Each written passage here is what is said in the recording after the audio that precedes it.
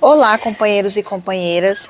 Estamos aqui com o companheiro Eliseu, que está no Comando Nacional de Negociação, representando o Sintec TGO. Eliseu, o que você tem para falar para a gente sobre as negociações dessa última semana? Então, Dirlene, antes da gente entrar propriamente na pauta dessa semana, seria interessante a gente fazer aqui um breve histórico das nossas negociações. Porque nós acabamos de eleger um governo que nós, trabalhadores, acreditamos nele.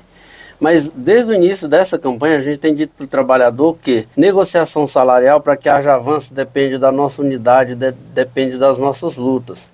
E por que eu falo em fazer um breve histórico? Porque a gente tem que lembrar que lá em 2006, quando houve avanços, nós nos organizamos muito e nós fomos à luta. Quando a gente em 2008 conquistou o AADC para os carteiros, o AAG para os atendentes e o AT para os OTTs, nós fizemos 28 dias de greve. Então, assim, não vem de graça. Obviamente é um governo que dá uma certa liberdade para o trabalhador e a luta, mas sim, exige da nossa parte muito esforço. E aí o que acontece? Nós fomos para uma mesa de negociação onde desde o início há um discurso de respeito nas negociações. A gente vê alguns sinais de que isso efetivamente não vem acontecendo. Por quê? A gente chega numa mesa de negociação, você tem uma pauta da Fintech, uma pauta da empresa, uma pauta da outra federação. A empresa não olhou a pauta das federações a princípio, não acatou, vamos dizer assim. Apresenta as propostas dela, a gente faz destaques e aí a gente propõe ou supressão, ou adição, ou inclusão da nossa pauta. Eles acatam alguns dos pontos que a gente está sugerindo e na maioria descarta, né? Ou fala, não, nós vamos, finalmente na sintetização a gente vê onde dá para acrescentar. O que acontece é que essa era a dinâmica que vinha sendo posta em prática até então. Mas essa semana especificamente, desde o início da semana, a gente começou a ver sinais de que a coisa não, esse discurso do respeito foi deixado de lado na prática. Na terça-feira, nós tivemos o companheiro Emerson Marinho, secretário-geral da Fintech, nos chamou para uma reunião, os membros do comando, e ele explicou para nós que estava sendo chamado para uma reunião entre ele, o representante da empresa e o representante da Fintech. Então aí a gente começa a ver sinais claros de desrespeito, porque eu não estou lá por acaso, eu não estou lá de gaiato. A Fintech, pelo seu estatuto, cada sindicato pode mandar um representante legitimamente eleito ou indicado pela direção dos seus sindicatos. Eu lá estou porque fui indicado pela direção do nosso sindicato. E por que o comando é tão grande? Portanto, ele tem lá 7 representantes da Fintech, tem os da Fintech, que eu não sei quantos são, e um de cada sindicato, dos 31 que são filiados à Fintech. Por que é assim? Porque em 2011, mais ou menos, 2012, houve ali um burburinho muito forte no meio da categoria de que o Comando Nacional de Negociação havia sido cooptado pela empresa. O movimento sindical, como estratégia para combater esse tipo de atitude, decidiu que teria um comando muito mais amplo. Pois bem, então o Emerson, ao receber esse convite, ele de forma respeitosa e coerente, ele chamou o comando da Fintech e falou, está acontecendo isso e isso, posso ir? Não vou. Praticamente todos nós avalizamos a ida dele, ele foi, depois nos passou o que era, que tinha sido discutido, e era em torno de questões de proposta. Acontece que aquilo que é tratado apenas em bastidores, eu pelo menos entendo que não tem que vir aqui para o cenário, né? Isso foi na terça-feira. Na quarta-feira, a gente teve a Marcha das Margaridas e nós nos fizemos presente, o comando da Fintech quase todo ficou um colega nosso apenas, um companheiro, que é diretor da Fintech, é membro do comando, e esse companheiro, por volta das 14 horas, ele foi num bar que tem lá perto da casa da Fintech, no Núcleo Bandeirantes, né? E ele lá estava quando chega colegas diretores da Fintech, e chega um representante da empresa e senta-se lá com eles. Por sinal, um dos principais que está lá como negociador por parte da empresa. Quando a gente traz esse assunto, nós não estamos querendo dizer que ele não possa se reunir com quem ele quiser, né? Agora, aparentemente, no nosso entendimento, ele está no horário de trabalho, né? E ele, assim, aquilo ali não foi obra do acaso. Não foi eu encontrei os meus amigos em um bar. Nós entendemos que os indícios são muito fortes para a gente deixar assim iludir. Aquilo ali é negociação de bastidores. Então a gente se sente sim no direito de questionar. Peraí, o que é o que é que está sendo negociado, está sendo discutido ali, que não pode ser discutido com transparência entre todos os membros do comando. Então, a gente tem dito que a questão do respeito precisa deixar de ser discurso apenas e partir para a prática. Pois bem, aí tivemos a reunião no dia de ontem. A reunião no dia de ontem, desde a semana passada, havia sido combinado entre as partes que nós iríamos discutir ontem a pauta de benefícios e a pauta da saúde, e que hoje a gente discutiria a pauta financeira propriamente dita. Quando começamos a reunião, eles já fizeram a apresentação de saúde, benefícios e financeira, e a gente foi fazendo os destaques e terminou a apresentação, eles falaram, então encerramos aqui, e aí vocês têm até o dia 24 para trazer o resultado das assembleias. Como assim? E os destaques nós fizemos? Os destaques vocês podem até discutir, sugerir, mas a gente não vai nem anotar porque a proposta é essa e pronto, levem para as assembleias. Isso não é respeito.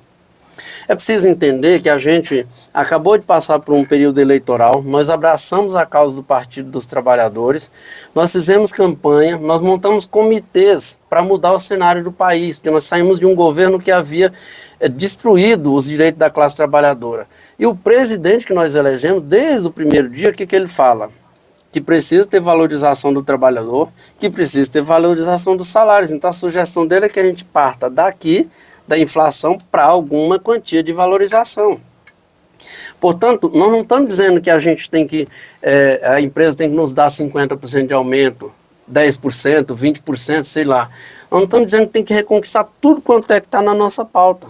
Inclusive, a pauta no fator social, nas cláusulas sociais, a pauta da empresa é boa, a proposta dela é boa.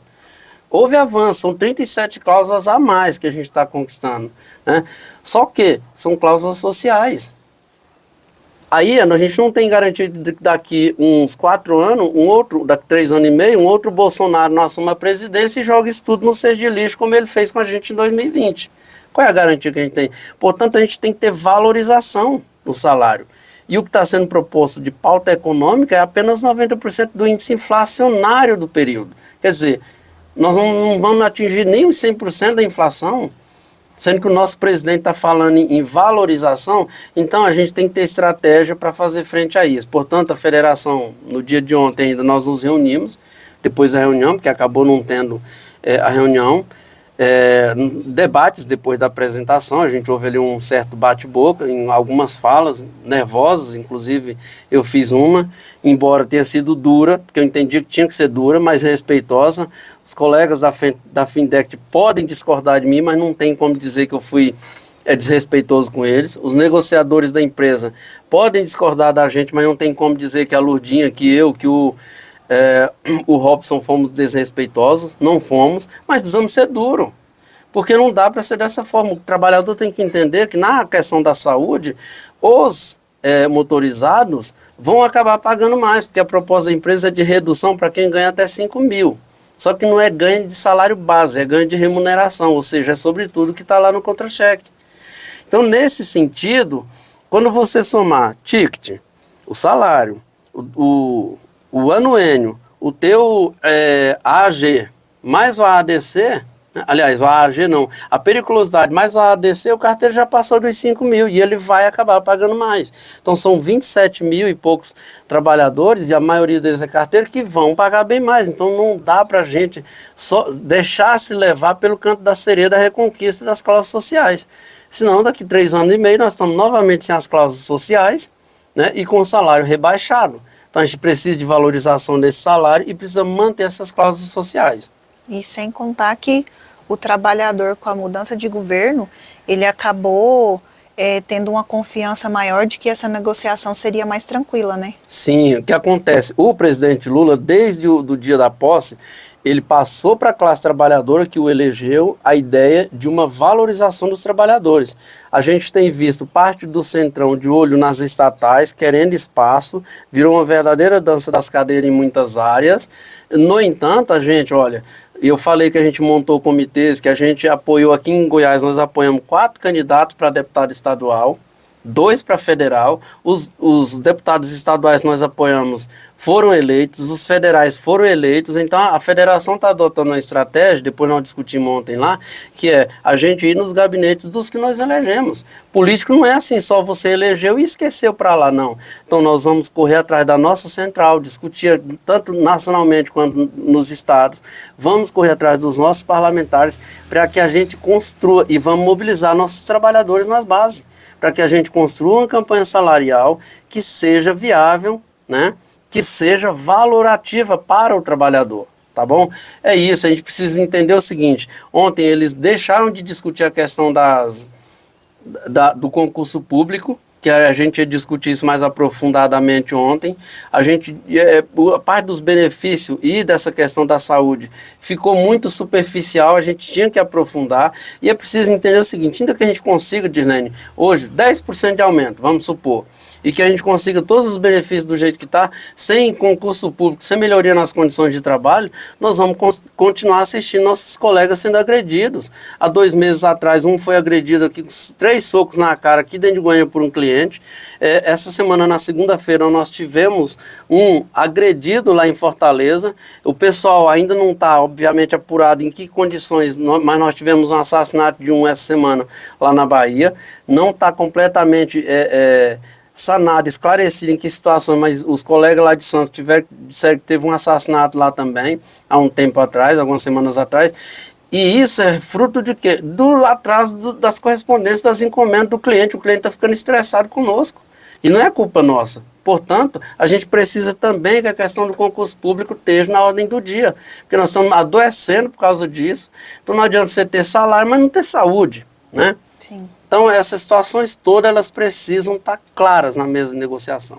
E a gente precisa deixar claro que a única forma que a gente tem para mudar essa proposta, né, que a empresa apresentou ontem, é a maioria, todos, se possível, comparecer na nossa Assembleia, né? Sim, Dirlene, esse ponto é muito importante, porque tem trabalhador que só percebe a situação lá na frente quando a dor de barriga aperta, né? E a gente, inclusive, precisa aproveitar esse gancho do que você acabou de falar aí bem rapidinho aqui, porque é o seguinte, ontem eu estava vendo em algumas redes sociais, alguns trabalhadores meio sindicalistas de alguns sindicatos aí, meio que querendo criar ali uma disputa para ver quem usava mais vocabulário para achincalhar um ao outro.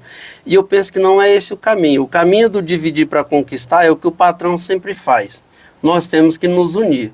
As nossas diferenças, portanto, quando eu exponho aqui uma reunião de bastidores que houve, é porque ela aconteceu mesmo.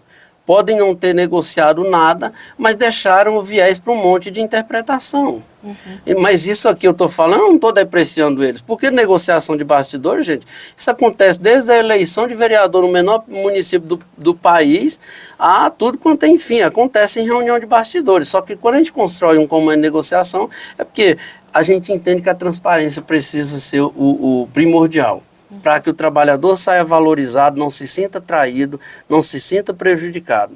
Então é isso, obrigado a todos aí. E olha, nós vamos realizar a Assembleia, todo mundo na Assembleia. Vamos centrar fogo, vamos mostrar que a gente não aceita, né, essa coisa de eleger e depois ver todo mundo querendo tirar uma casquinha e a gente ficar a ver navios. É isso aí, Sintec TGO, na luta sempre.